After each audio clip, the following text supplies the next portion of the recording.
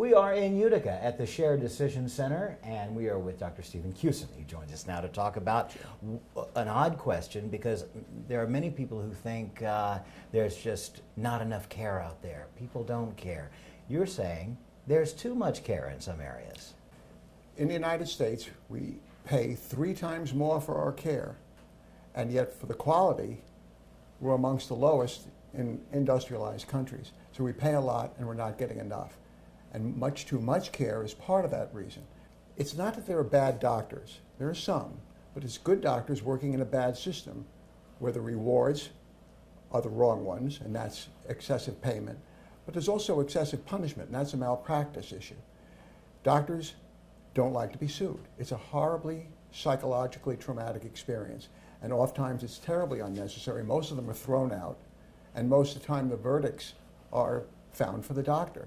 And yet the process, you get served a summons, you open it up, you read this terribly inflammatory language, wrongful death, willful abandonment, terrible negligence, and doctors are well-intentioned, and to read this kind of stuff just makes them, it's crushing. They're and then they wait human 6 years. 6 years until they have their day in court, and that's Really? a bad 6 years. And so doctors get upset, and they know that we never get punished for doing too much.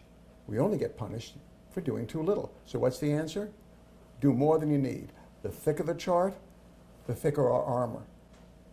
And so people wonder what the most dangerous piece of medical technology, it's the pen. The doctor whips out that pen because if there's a doubt, just check it out. Flicker the bic, it's easy for us, and you're off on an adventure. And so the malpractice issue needs to be reformed so doctors don't feel under this pressure to overorder. And then there's report cards.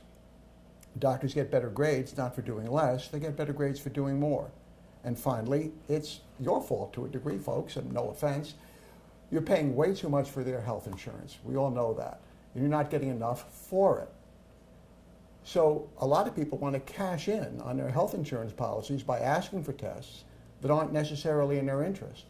And in so doing, instead of cashing in on their health insurance benefits, they'll end up cashing in on their disability benefits, or worse, their life insurance benefits.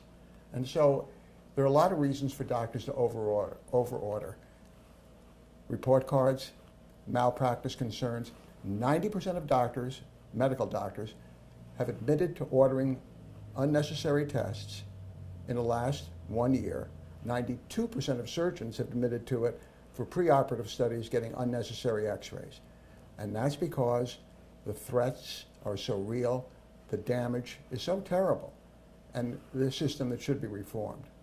So as a person, as a patient, is it fair to just ask the doctor, is this test absolutely necessary, and can I just refuse it? It's very important to ask the doctor if it's necessary. And it could be just stated that way. Is this necessary? Must I have it? And then the other side is to reassure the doctor that you trust their judgment. I like you, I trust you, I know you. If the test is very important for me, it's fine. You and I have no problems with trust.